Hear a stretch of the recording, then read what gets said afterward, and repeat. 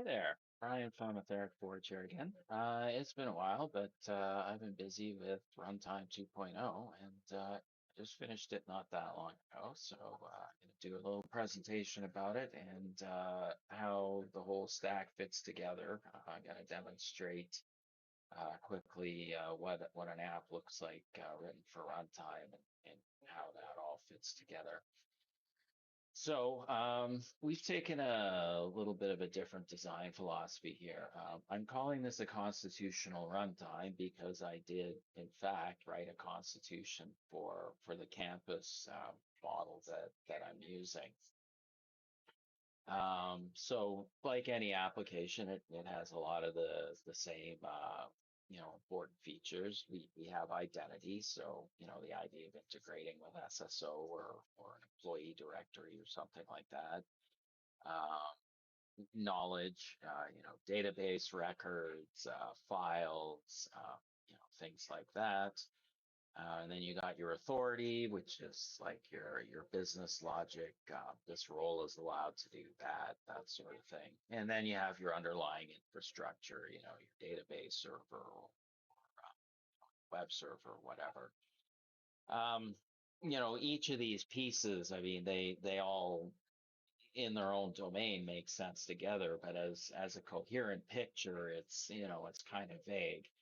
So our approach with the etheric runtime has been to try and take a more unified view, but also avoid many of the traps that are associated with trying to be a little bit too unified. So we'll get into a bit more of our semantic first approach here in the next slide. All right, so let's talk a little bit about specifying meanings for a mechanism. Okay, so later on I'll show you a bit more depth what these constitutional specifications look like, but it really is a constitution. And from those constitutions, we we'll then come up with our public contracts. So those are your developer interfaces. The things they must implement, the things that are implemented for them.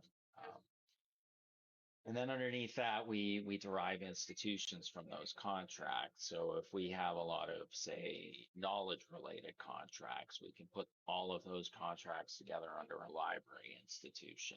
And then we can assign ownership of the library institution to a librarian, and then he can have a team and they can, have a curator. Again, we'll get a little bit more in depth later on.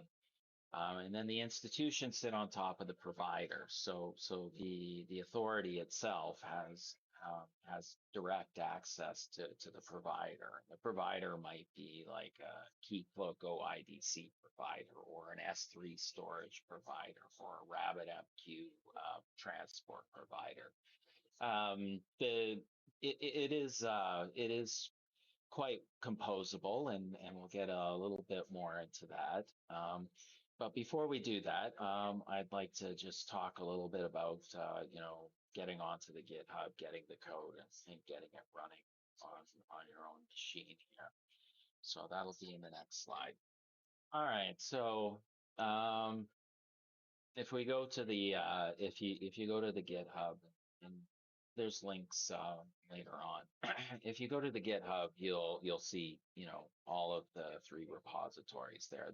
There's a website there, the Aetheric Forge website source is there, so you can see how it uses the runtime. All of the documentation is with each project. So the website has some documentation there. The runtime has a lot of documentation, and the infrastructure itself has some documentation.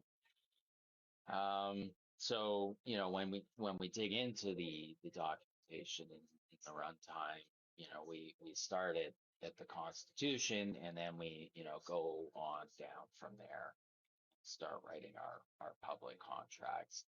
And then our public contracts, like the concrete implementations of those are going to be associated with a specific service. So if I have an identity service, right, an abstract identity service, I might implement that using Keycloak. So I'll have a Keycloak identity service. But if something simply requires an identity service, it doesn't need to know that that's Keycloak. And indeed, I might swap that out for Entra tomorrow. So that's kind of part of the core experience of the Etheric runtime is, all of those providers have designed to be replaceable. We've picked some sane defaults. It works well together. It's freely available. It's well supported, but you're not stuck with Keycloak simply because you're using the Aetheric runtime. All right, so we'll talk a little bit more about the campus model here in the next slide. All right, so when we look at a campus, I mean, when you think of a campus, whether a corporate one or an academic one, you're not thinking of a single building or a single place. It's a network of buildings and services. And but there's an overarching hierarchy over the whole thing, right? The dean of the campus, still has authority over the librarian and the postmaster, right? So effective authority over the library and the post office. And inside each institution, they will have their own hierarchy. So the librarian will have a team. That team can be defined to have,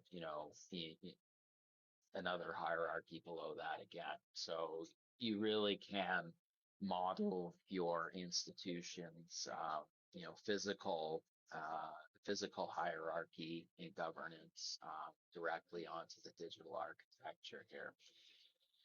So we're going to get a little bit more into the details of how each of these institutions work.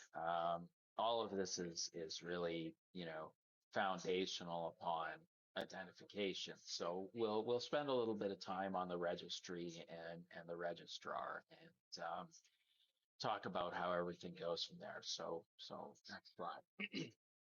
All right. So um, an identity provider is,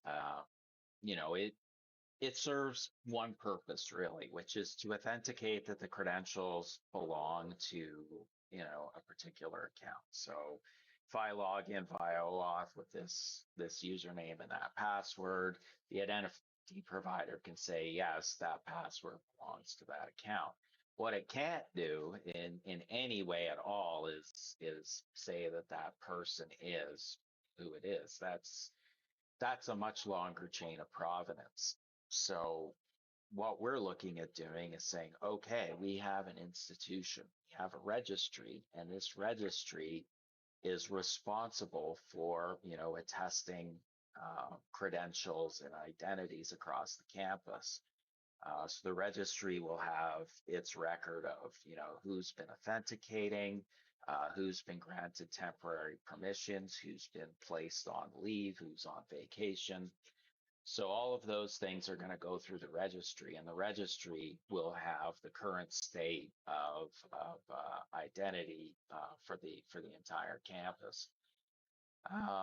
And then from there, right, it will be able to attest facts as well. So I would be able to say, for example, that this person is an S3 administrator, and then therefore the S3 console should allow him additional permissions.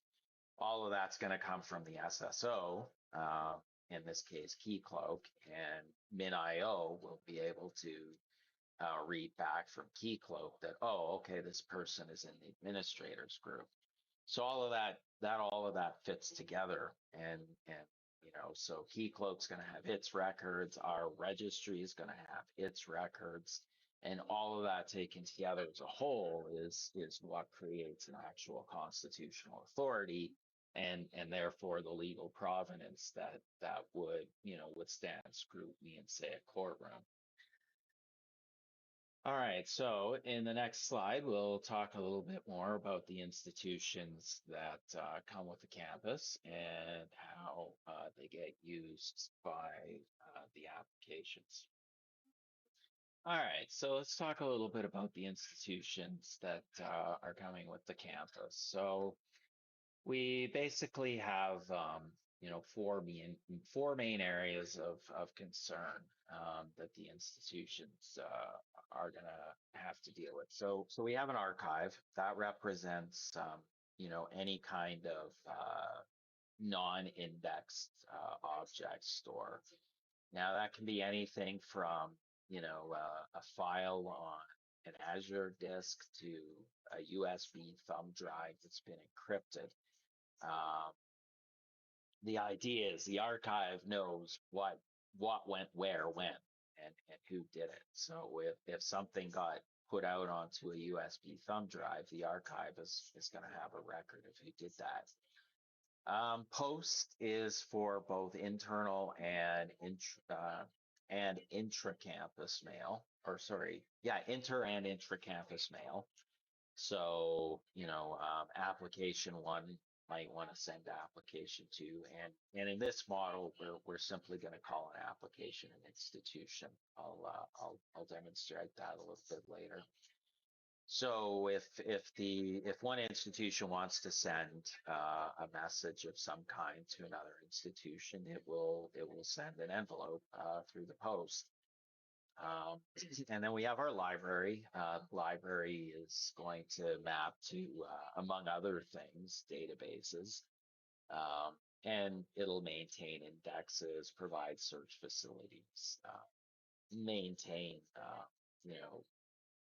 collections that you want to keep, staged for easy access. And then, we've got all of our operations related stuff. We want to make sure everything's easy to configure, security is clear, that telemetry is going somewhere visible, and that we have, visibility as to the health of all the components. So on the next slide here, I'm going to talk a little bit more about the project itself and a little bit more about the GitHub, and I'll go from there. All right, so I'm going to talk a little bit about the Aetheric Forge project and the website here. So let's come in here. Forge. Okay, so that's the infrastructure site. Let's just go to the runtime one here. All right, so here is the Aetheric Forge runtime site. So we've got a lot of the things we've been talking about here are all summarized here in the README as well. We have a lot of documentation. All of those specifications we talked about are here. So if you look at that, you can see, yes, it is actually its own article. If you look at the architecture, we have an overview of the institutional model, some sample code. So that's the documentation that you've got there. And of course, all the source code is there as well. There's a few projects there. So we've got oh, that one is cropped. So we've got all of our services here. So if we look at our library, got a librarian service here that, publish, get. Anyway, all the source code is there. Licensing wise, it is a pretty standard dual licensed open source project. So it basically says you can use it. You can use it. Anything that you use is either open source, or you will need to, look to obtain a different license. The spirit is, if you use it, please give back. There's a lot of work has gone into this, and the intent was that everybody would benefit from it. So if you benefit from it, please do give back. To that end, though, I did mention it is a dual licensed. It is a dual licensed source base. So I unfortunately do have to put up a gate for contributors, because my intent is to dual license this for commercial purposes as well. I'm not asking you to give up your intellectual property rights, but I am asking for a sub license to allow me to continue to operate my business like that. All right, so that's enough about licensing. We'll talk a little bit more about the specs and those um, how those define the application, and we'll trace it from specs all the way through to tests. We'll talk about that in the next slide. All right, so let's have a little look here at the process from start to finish, from defining the specs all the way through writing the contracts and implementations, and then finally testing the whole thing.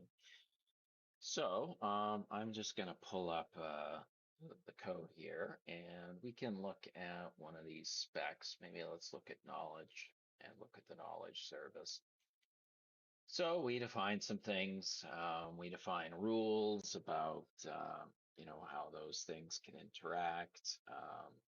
So a lot of these exercises are probably going to be familiar to you. Ubiquitous language is a common one. The idea is that people can read these, and when they talk about a knowledge artifact, they're both talking about the same thing. So that's our constitutional article. And then from there, if you have anything to add to, the institutional or runtime model there, you could add it there. But for the most part, you're going to go from specs straight to implementation. So we're going to go to the abstractions, knowledge. Okay, so if we come into here,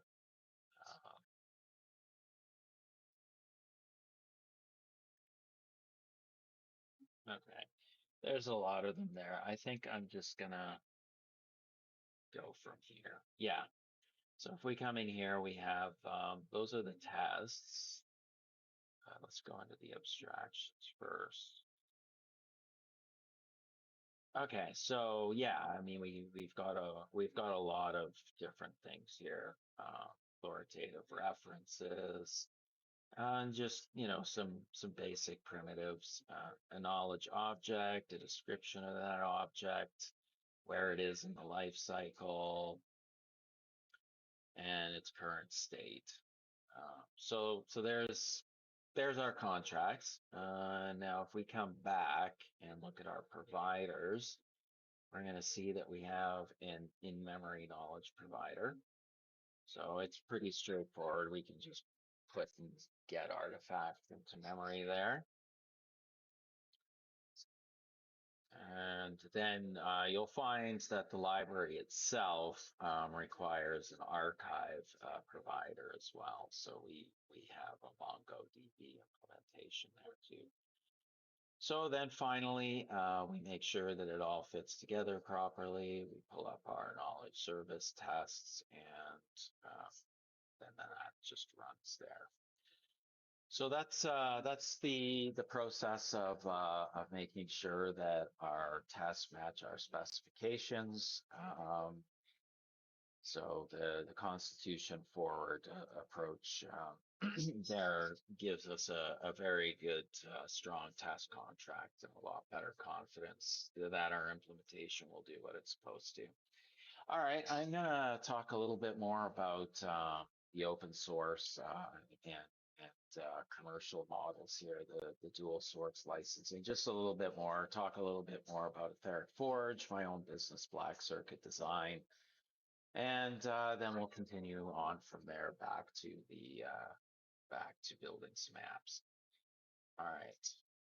All right. So let's talk a little bit about the two organizations involved here. So Etheric Forge Initiative is the open source and education community initiative. We have a website here at ethericforge.ca. So you know, we're basically an educational institution. We are going to put together workshops and present them locally. We are building the software that you see there. We do the videos here. Um, and we have the GitHub projects we've been talking about. So that's Etheric Forge.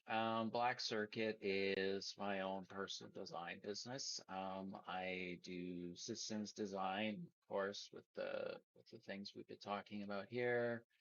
I do a little bit of publishing, and I do art and 3D modeling, photo compositing, stickers, t-shirts. So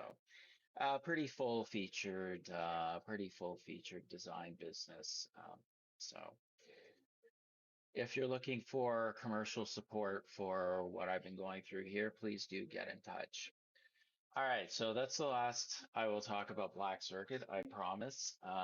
So that's, we've talked a little bit about the licensing and how the open source works there. Black Circuit is bound by the same rules, so I'm not giving myself any special treatment.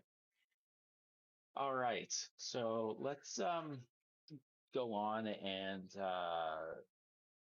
talk a little bit more about the open source community and the benefits of open source to your organization. So I'll talk a little bit more about that in the next slide. All right, so I wanted to talk just a little bit about why you would want to take an open source approach with your business. I'm not going to argue a lot about economics. I mean, pricing risk is definitely a difficult thing, and different institutions will have their own analysis as to how much vendor support they need to consider something to be risk free. However, I think that the open source projects that the Aetheric Runtime is based on are well established projects with a lot of community support and are very reliable.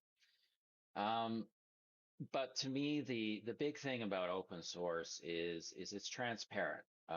If you're looking at defending uh, the things that your digital institution does, having an open source project makes it a lot easier to have it peer reviewed, to be able to say, well, hey, there's the source code right there. You can make up your own mind. So from a transparency and auditability perspective, I think that having the open source there works really well. Again, you've got your Git record as well, so you can see who's been working on it. Overall, if it, community-based development in a public environment works really well. Understandably, not everything is open source. You do have trade secrets, you do have business-specific software.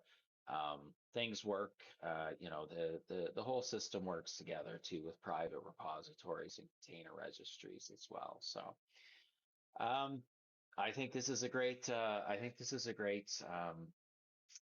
runtime for you to experiment building modern cloud native applications with. I encourage you to look at the GitHub at Aetheric Forge and try it out. Please do get in touch if you have any questions or suggestions, and please do report issues on the GitHub as well. Thanks for watching. I hope I have lots more to tell you in the coming months. Appreciate your time.